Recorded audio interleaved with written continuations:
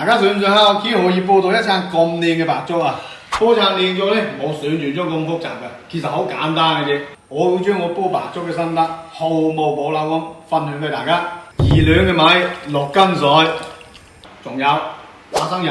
嗱，第一個步驟開始，用我哋嘅發菜手將我啲米洗乾淨佢先，我哋再浸佢10零分鐘，跟住我哋再擠啲油落去，咁就撈勻佢。將嗰啲米撈勻輕之後咧，咁我哋擠落去急凍水滾咧，咁我哋將雪過一晚嘅米放佢落去啊！想煲餐靚咗咧，首要嘅條件就係用砂煲，咁樣煲出嚟嘅粥咧，就會更加之綿軟。點解我話要一擠米落去會即刻掉佢？嗱，你睇下我隻殼啊，佢就會黐喺隻殼嗰度，所以我哋放米落去咧，一定要不停咁將嚟撩佢。但係啲米啊，佢膨脹起之後咧，佢就唔會咁容易黐底嘅。咁我哋再冚住眼個鍋，慢慢燉佢。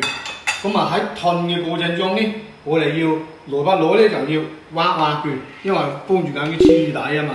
挖佢之後咧，就先冚翻住個，咁啊大概燉佢1個鐘左右，呢餐粥就好靚噶啦。